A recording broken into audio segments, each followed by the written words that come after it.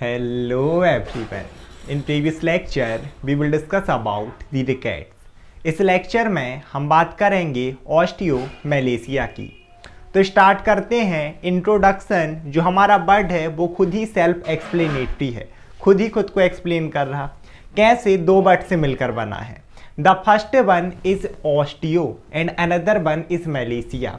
अब ऑस्टियो का मीनिंग हम बार बार पढ़ते आ रहे हैं, it is totally related to bone. तो ऑस्टियो का मतलब हुआ बोन।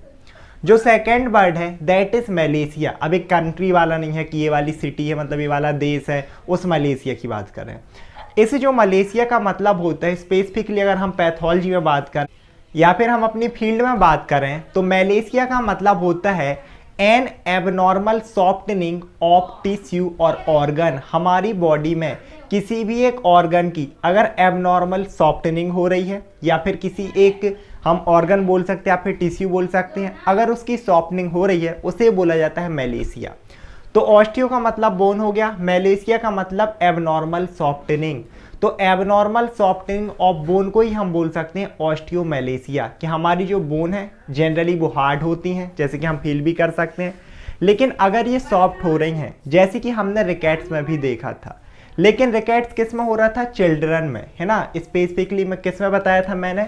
3 मंथ से लेकर जो 18 मंथ्स तक के चिल्ड्रन थे, रिकेट्स उनको ज़्यादा अफेक्ट करता है। वही कंडीशन है, आप सिमिलर कंडीशन बोल सकते हो, लेकिन ये किसको अफेक्ट करती है? ओल्ड पर्सन्स को, है ना। स्पेसिफिकली जिनकी ज़्यादा एज होती है, स्पेसिफिकली हम बात करें 65 के बाद इसके रिस्क बहुत ज़्यादा बढ़ेंगे। तो इंट्रोडक्शन से देखें, so a condition characterized by softening and weakening of bone. एक तो बोन सॉफ्ट हो रही हैं और उसी की वजह से वीक हो जाएंगी, और अगर बोन वीक है so they are more easy breakable, यानी कि वो फ्रैक्चर के लिए ज़्यादा ससेप्टिबल है। मीन्स थोड़ी सी भी इंजरी हुई, कोई पर्सन फॉल हुआ, गिरा, और उसमें फ्रैक्चर देखने मिल सकता है। इसके बाद जैसे मैंने ये चीज़ बताई कि एक ऐसी सिमिलर कंडीशन है जो हमने प्रीवियस लेक्चर में कवर की थी, दैट इज रिकेट। वो चिल्ड्रंस में हो रही थी, तो इसे हम और क्या कह सकते हैं? It refers to adult form of rickets. Rickets के ही अडल्ट फॉर्म को हम ऑस्टियोमैलेशिया कह सकते हैं। इसके बाद आगे बात करते हैं कॉसेस ऑफ ऑस्टियोमैलेशिया के, कि वो कौन कौन से कॉज रहेंगे। तो कॉज भी क्वाइट सिमिलर हैं, जैसे कि हमने देखा था रिकेट्स में, वैसे ही ऑस्टियोमैलेशिया में। Means deficiency of vitamin D, deficiency of calcium and deficiency of phosphate. बोलोगे भैया क्यों? क्योंकि जो हमारा कैल्शियम है प्लस फॉस्फेट है, ये दोनों ही बोन मेटाबॉलिज्म, अगर हम बोले तो बोन मैट्रिक्स से फॉर्म करते हैं, है ना। मतलब ये रही हमारी इस तरीके से एक बोन अगर मैं बना दूं, तो इसके अंदर का जो मैट्रिक्स है ना, जो पूरे मिनरल्स हैं, हमने देखा था yellow bone marrow, red bone marrow, आप मैट्रिक्स समझ लो। तो कैल्शियम और फॉस्फेट का बहुत ज़्यादा रोल होता है एक हेल्दी बोन में, इसे स्ट्रेंथ प्रोवाइड करने में। कोलेजन फाइबर भी होते हैं, बट कैल्शियम फॉस्फेट का बहुत ज़्यादा। अगर एक पर्सन है जो कि पुअर डाइट ले रहा, तो पहला यही हमारा कॉज हो गया, पुअर डाइट। कि एक पर्सन है जो खाना तो ले रहा, लेकिन उसमें कैल्शियम सफिशिएंट नहीं है, फॉस्फेट सफिशिएंट नहीं है। अब क्योंकि उसने लिया ही कम है, तो बोन में भी कम मिलेंगे और बोन आपकी वीक हो सकते हैं। Miss they can cause rickets. इसके साथ साथ मैंने लिखा है विटामिन डी। बोलोगे भैया विटामिन डी क्यों? क्योंकि जो विटामिन डी है ये करवाता है एब्जॉर्प्शन। किस किस का? मतलब चलो आप एक अच्छी डाइट ले रहे हो जिसमें कैल्शियम है, फॉस्फेट है, लेकिन आप सोचो कि आपने उसे खाया, वो आपके इंटेस्टाइन में गई, लेकिन इंटेस्टाइन से वो हमारी बॉडी में प्रॉपर एब्जॉर्ब नहीं हो रही है। मीन्स यहाँ पर जो ब्लड वेसल है ना, यहाँ पर तो कैल्शियम है जीआईटी में, लेकिन इंटेस्टाइन से हमारी बॉडी में एब्जॉर्ब नहीं हो रहा, और अगर वो सर्कुलेशन में ही नहीं आएगा तो बोन्स में भी नहीं मिलेगा। इसीलिए जो हमारा विटामिन डी है वो क्या करवाता है? प्रॉपर फॉस्फेट और कैल्शियम का एब्जॉर्प्शन कराता है हमारे इंटेस्टाइन से, वो सर्कुलेशन में आएंगी, देन बोन में जाती हैं और एक हेल्दी ग्रोथ होती है। लेकिन अगर विटामिन डी ही कम है हमारी बॉडी में, तो इसका एब्जॉर्प्शन प्रॉपर नहीं होगा, और फिर से यहाँ पर जो बोन मेटाबॉलिज्म है वो खराब होगा, और उसकी वजह से पर्सन में ऑस्टियोमैलेशिया डेवलप हो सकता है। इसके बाद जो नेक्स्ट कॉज है दैट इज पुअर एब्जॉर्प्शन। वही जो मैंने बताया कि एक पर्सन है डाइट तो बहुत अच्छी ले रहा, अब वो विटामिन भी अच्छा ले रहा, मीन्स इनका एब्जॉर्प्शन होना चाहिए था। कैल्शियम भी है, विटामिन भी है, साथ ही साथ फॉस्फेट है, लेकिन पर्सन का जो इंटेस्टाइन है या फिर जीआई ट्रैक्ट है, वहाँ पर कुछ डिसऑर्डर है। मान लिया तो सर्जरी हुई थी जिसकी वजह से कुछ कट हैं, हम और बोल रहे हैं तो अल्सर्स हो सकते हैं, या फिर स्पेसिफिक कुछ डिसीज़ हैं जैसे कि coeliac disease and Crohn's disease. अब ये दोनों क्या होते हैं, they both are the auto immune disorder, दोनों सीलियक डिसीज और क्रॉन्स डिसीज। ऑटो इम्यून क्या मीन्स हमारा खुद का इम्यून सिस्टम ही हमारी बॉडी की सेल को अटैक करेगा, मेनली किस किस को, जो पूरी लाइनिंग है जीआई ट्रैक्ट की, स्पेशली इंटेस्टाइन की।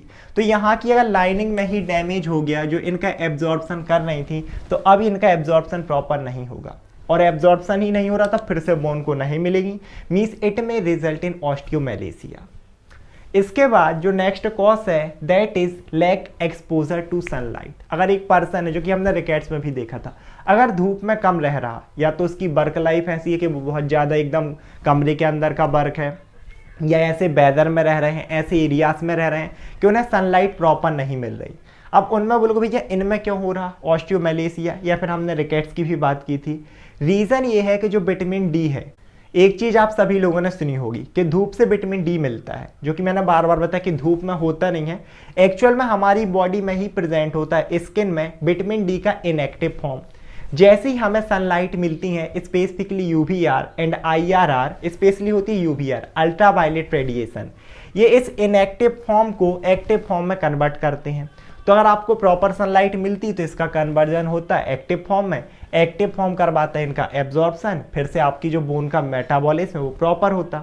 क्योंकि सनलाइट ही कम मिल रही है, विटामिन डी का कन्वर्जन नहीं होगा एक्टिव फॉर्म में, विटामिन जो डी है वो कैल्शियम और फॉस्फेट का एब्जॉर्प्शन नहीं करवा पाएगा, ना ही वो कैल्शियम और विटामिन हमारी बोन को मिलेंगे, और फिर से यहाँ पर डेवलप हो सकता है ऑस्टियोमेलेसिया। इसके बाद जो नेक्स्ट कॉज है that is kidney disease and liver disease. अगर मैं किडनी डिसीज की बात करूं, जैसे हमने बताया था कि इसमें 3 प्रोसेस, ग्लोमेरुलर फिल्ट्रेशन, जिसमें सारी चीज़ें फिल्टर करती है किडनी, क्योंकि यूरिन बनाना है। दूसरी होती है ट्यूबुलर रीएब्जॉर्प्शन, मतलब इस तरीके से क्या हुआ, इस ग्लोमेरुलर फिल्ट्रेशन में पूरा ब्लड फिल्टर हो गया, सब कुछ छन गया, लेकिन इसमें कुछ वांटेड चीज़ें भी थी, जैसे मान लो कैल्शियम फॉस्फेट, जो हमारी बॉडी में वापस चाहिए, ठीक है, यहाँ पर प्रेजेंट है कैल्शियम फॉस्फेट। तो हमारी बॉडी क्या करती है, इसको वापस से रीएब्जॉर्ब करती है पास की ब्लड वेसल में, स्पेसिफिकली इसे पेरिट्यूबुलर कैपिलरी कहते हैं। अब ये चीज़ अगर प्रॉपर होती तो ठीक है, वापस से कैल्शियम फॉस्फेट मिलता, वो हमारी बोन में जाता। लेकिन अगर किडनी का डिसऑर्डर है तो ये जो रीएब्जॉर्प्शन है प्रॉपर नहीं होता, और जो आपका कैल्शियम और फॉस्फेट है यूरिन से बहुत ज़्यादा अमाउंट में हमारी बॉडी के बाहर जाता है, मीन्स फिर से एक बार वो बोन में नहीं जाएगा, और it may result in osteomalacia. इसके बाद जैसे मैंने बताया लिवर डिसीज, तो लिवर डिसीज का भी ना यही होता है, जो हमने देखा था inactive form to active form, क्योंकि लिवर का बहुत ज़्यादा रोल है विटामिन डी के इनएक्टिव फॉर्म को एक्टिव फॉर्म में कन्वर्ट करने के लिए। तो अगर लिवर में डैमेज है, फिर से जो इनएक्टिव फॉर्म है वो एक्टिव फॉर्म में कन्वर्ट नहीं हो पाएगा, या होगा भी तो बहुत ही लिटिल अमाउंट में, फिर से प्रॉपर एब्जॉर्प्शन नहीं होगा, और हमारे जो कैल्शियम और फॉस्फेट है वो उनको नहीं मिलेगा, मतलब पर्सन में डेवलप हो सकता है ऑस्टियोमेलेसिया। इसके बाद अब हम देखते हैं कुछ रिस्क फैक्टर्स, मीन्स वो कौन कौन से फैक्टर हैं जो एक पर्सन में पर्टिकुलरली इस डिसीज होने के रिस्क को बढ़ाता है, कि हम कह सकते हैं कि यार ये 4 लोग हैं, इनमें बहुत ज़्यादा चांसेस हैं कि इनमें ऑस्टियोमेलेसिया होगा, तो वो पूरा कॉजेज से ही रिलेटेड होगा। जैसे हमने पहला देखा था पुअर डाइट, या फिर डेफिशिएंसी और हम deficiency of vitamin D, calcium या फॉस्फेट।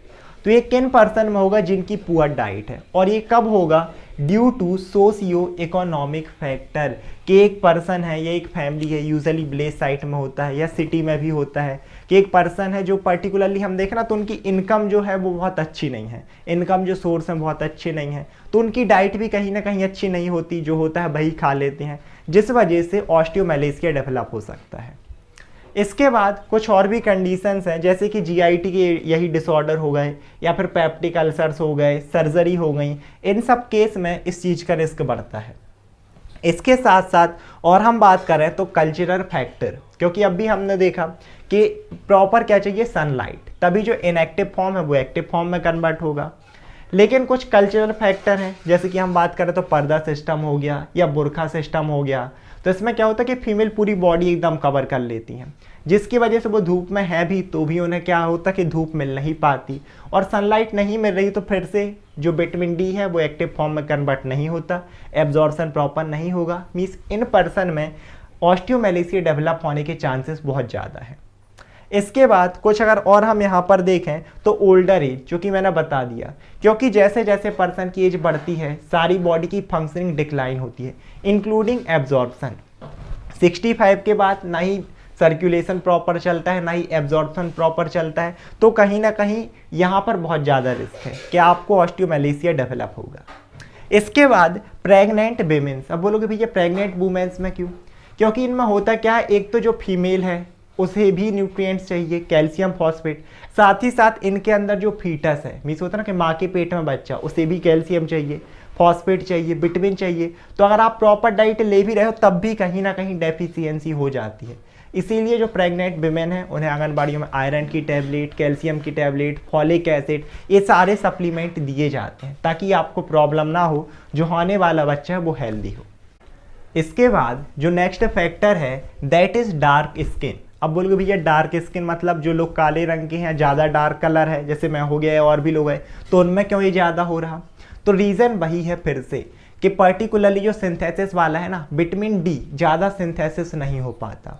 क्यों? क्योंकि जितने भी डार्क कलर के पीपल होते हैं उनके डार्क रंग होने का ही जो रीज़न है that is melanin, skin colouring pigment होता है। जिसकी बॉडी में ज़्यादा उसका कलर उतना ज़्यादा डार्क।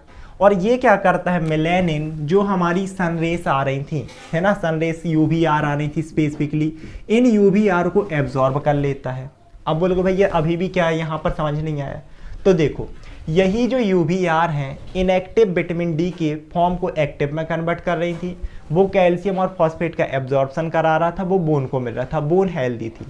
क्योंकि जो डार्क पीपल हैं स्पेसिफिकली उनमें मेलानिन ज़्यादा, अगर यूवीआर आ भी रही हैं तो सनलाइट से, तो क्या करता है ये मेलानिन खुद ही इसे एब्जॉर्ब कर लेता है। अब ये क्या करता है कि इनएक्टिव फॉर्म को एक्टिव फॉर्म में कन्वर्ट नहीं करवा पाएगा, एब्जॉर्प्शन नहीं होगा और पर्सन में ऑस्टियोमेलेसिया के चांस बढ़ जाएंगे। तो ये दिक्कत है। जो एकदम लाइट स्किन वाले हैं, गोरे लोग हैं, उनमें इसके रिस्क कम है।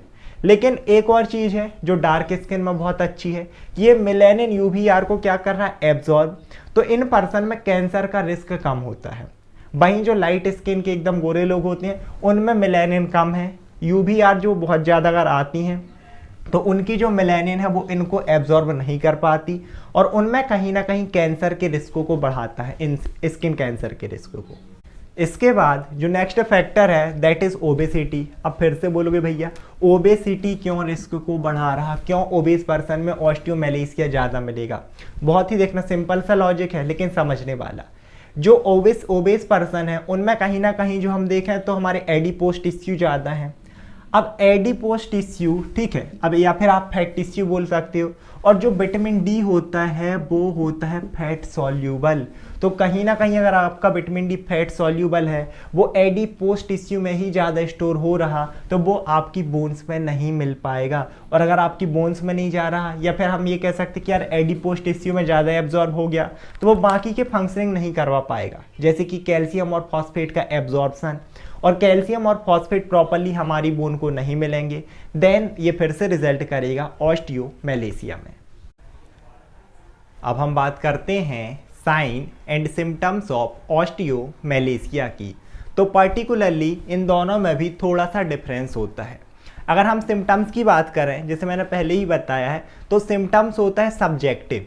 सब्जेक्टिव का क्या मतलब हुआ कि जो सिम्टम्स है वो पर्सन खुद ही महसूस कर रहा। मान लो पर्सन में हेडेक हो रहा है, पर्सन को नोजिया वोमिटिंग की फीलिंग हो रही है, तो वो पर्सन ही फील कर सकता है, दैट इज सिम्टम्स, हम देख के नहीं बता सकते। दूसरी जो चीज़ होती है दैट इज साइन।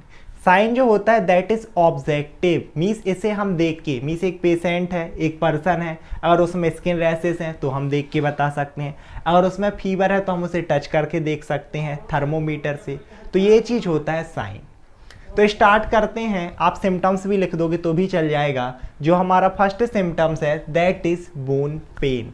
तो जैसे कि हमने रिकेट्स में देखा था कि जो बोन है, स्पेसिफिकली मैं बात करूँ तो पेल्विक रीजन हो गया, हिप बोन्स हो गई, हम देखें तो लोअर स्पाइन हो गया, जो लोअर वर्टिब्रा है, यहाँ पर हमें पेन देखने मिलेगा। और ये पेन क्रॉनिक भी हो सकता है, मीन्स बहुत लंबे समय तक चले। और यही जो पेन है कहीं ना कहीं हमारी जो फंक्शनल एक्टिविटी है, उठना बैठना, इन सभी चीज़ों में एक प्रॉब्लम कॉज करेगा। जो नेक्स्ट सिम्टम्स है दैट इज बोन टेंडरनेस, जैसे अपन ने देख भी लिया मेलेसिया का मतलब ही है abnormal softening of the tissue, और स्पेसिफिकली यहाँ है ऑस्टियो मीन्स बोन की एबनॉर्मल सॉफ्टनिंग। तो टेंडरनेस का भी यही मतलब है कि जो बोन है वो बहुत ज़्यादा सेंसिटिव होगी। तो जिस भी बोन को आप छुओगे ना, जो भी एबनॉर्मल है वो आपको नॉर्मल से एकदम अलग लगेगी, बहुत ही सेंसिटिव, एकदम सॉफ्टनेस। इसके बाद जो नेक्स्ट सिम्टम्स है that is muscle weakness and fatigue. अब बोलोगे भैया मसल वीकनेस क्यों हो रहा? सिंपल सी बात है, डेफिशिएंसी ऑफ कैल्शियम हो रही है, विटामिन हो रही है, फॉस्फेट हो रही है, उसी की वजह से ऑस्टियोमेलेसिया है। अब वही जो कैल्शियम है हमारी मसल्स को भी चाहिए प्रॉपर कॉन्ट्रैक्शन के लिए। अगर वही कैल्शियम कम मिलेगा मसल को तो वो अपने आप वीक होंगी, और मसल ही अगर वीक होंगी तो पर्सन में फटीग मीन्स पर्सन को एकदम थकावट लगेगा, मीन्स पर्सन एकदम ऐसे सो रहा, बैठा भी है तो ऐसा गिर गया, उखड़ा रुखड़ा एकदम। इसके बाद आगे अगर हम बात करें तो मसल स्पाज्म एंड क्रैम्प्स, ये भी हो सकते हैं। ऐसा एक चीज़ और, ऐसा कभी भी नहीं है, जैसे मैं कई बार ही बताता हूँ कि अगर एक पर्सन है उसमें ऑस्टियोमेलेसिया है तो एकदम पूरे के पूरे साइन और सिम्टम्स मिले। हो सकता है ये 4 चीज़ें हो ये ना मिले, ये 3 सिम्टम्स मिले 2 ना मिले, कई बार पूरे भी मिल जाते हैं। तो जो नेक्स्ट है दैट इज मसल क्रैम्प या फिर स्पाज मीन्स स्पेसिफिकली कुछ मसल हैं उनके इनवॉलेंट्री कॉन्ट्रैक्शन मिलेंगे, है ना, मतलब पर्सन खुद से नहीं करेगा लेकिन अपने आप मसल कॉन्ट्रैक्ट हो रही है, रिलैक्स हो रही है, इस तरीके से। इसके बाद अब हम बात करते हैं कॉम्प्लिकेशन ऑफ ऑस्टियोमेलेसिया कि क्या क्या घातक चीज़ें हो सकती हैं, मीन्स जो बहुत ज़्यादा दिक्कत है। पहली चीज़ अगर हम बात करें तो बोन फ्रैक्चर, क्योंकि बोन बहुत ही ज़्यादा सॉफ्ट हैं so they are more susceptible to fracture. कि एक पर्सन को छोटी सी भी इंजरी आपने सी मजाक में धक्का मार दिया, पता चले बेचारे के पैर ही टूट गए, कुछ इस तरीके की कंडीशन। तो ऐसे पर्सन से लड़ाई भी मत किया करो भाई, तुम्हारी दिक्कत बन जाएगी और तुमने मार दिया पता चले इलाज करवा रहे हो। इसके बाद आगे देखें तो skeleton deformity Sam S rickets जैसे है, जिसमें अपन को वहाँ पर बो लेग देखने मिल रहा था, मीस लेग एकदम लप गए थे, है ना, एंकल में स्वेलिंग थी, आपके रिस्ट में स्वेलिंग थी। सैम एस यहाँ पर होता क्या है कि बोन इतनी वीक हो रही हैं, कमज़ोर हो रही हैं, स्केलेटन डिफॉर्मिटीज़ मिलेंगी। नेक्स्ट अगर हम देखें तो डिफ़िकल्टी वॉकिंग, क्योंकि स्पेसिफिकली हम देखें क्रॉनिक पेन है पर्सन को चलने में, सिर्फ मैंने वैसे वॉकिंग लिख दिया, डेली एक्टिविटीज़ में बहुत ज़्यादा प्रॉब्लम होती हैं, उठने में, बैठने में, चीज़ों को पकड़ने में, रखने में। साथ ही साथ ये सारी चीज़ें अगर एक पर्सन में होंगी तो उसमें कहीं ना कहीं आप एक और बढ़ा सकते हो anxiety and depression, social isolation. कई बार पर्सन अपने आप को बंद कर लेगा कि नहीं यार मैं काम नहीं कर पा रहा हूँ, अब मैं मतलब किसी लायक नहीं बचा, कुछ इस तरीके से उनमें एंजाइटी और डिप्रेशन, मेंटल डिस्टर्बेंस मिलते हैं। आगे देखते हैं डायग्नोसिस कि मतलब हम कैसे पता करें कि एक पर्सन में ऑस्टियोमेलेसिया ही है या फिर और कुछ है, और किस तरीके से हम एक ट्रीटमेंट प्लान को सेट कर सकते हैं। बहुत सारे टेस्ट हैं, जैसे कि हम हमेशा स्टार्ट करते हैं physical examination and medical history से, कि पर्टिकुलरली जो भी थेरेपिस्ट है, जो भी डॉक्टर है, जो भी प्रोफेशनल है, या हम ही जब अगर जाके आप लोग करोगे तो क्या देखते हैं हम सबसे पहले मेडिकल हिस्ट्री, पेशेंट की मेडिकल हिस्ट्री लेंगे, रिसेंट भी पास्ट की भी, कहीं ऐसा तो नहीं और कोई कंडीशन है। इसके साथ साथ हम फिजिकल एग्जामिनेशन यही साइन और सिम्टम्स देखते हैं, क्या बोन में डिफॉर्मिटी है, बोन में टेंडरनेस है, इसके साथ साथ और भी सारी चीज़ें, मसल में प्रॉब्लम है। तो ये चीज़ें कहीं ना कहीं हमें एक आइडिया देती हैं कि हाँ पर्सन में ऑस्टियोमेलेसिया हो सकता है। इसके बाद यानी कि सीधे बोले हाँ भाई तुम्हें तो यही है, पर्सन इसके चक्कर में निपट जाए। आगे और भी चीज़ें हैं जैसे कि ब्लड टेस्ट। अब बोलोगे भैया ब्लड टेस्ट क्या बताएगा, कैल्शियम, फॉस्फेट, विटामिन, इन सभी का लेवल, कि प्रॉपर इन चीज़ों का लेवल है या फिर नहीं है। इसके साथ हम यूरिन टेस्ट भी कर सकते हैं, क्योंकि हमने देखा था किस वजह से भी हो सकता था ये किडनी डिसऑर्डर। तो अगर यूरिन में बहुत ज़्यादा कैल्शियम, फॉस्फेट एक्सक्रीट हो रहा तब भी हमें पता चल सकता कि हाँ यार किडनी के डिसऑर्डर की वजह से ऑस्टियोमेलेसिया है। इसके बाद आगे देखें तो एक्सरे, और एक्सरे क्या करता है 2D इमेज जनरेट कर देता है, और अगर इसको हम कंबाइन करें एक्सरे, MRI, तो ये सारी चीज़ें फिर 3D इमेज बना सकती हैं। किसकी, स्पेसिफिकली उस बोन की जहाँ पर हमें डाउट है कि हाँ यार पर्सन में ऑस्टियोमेलेसिया है।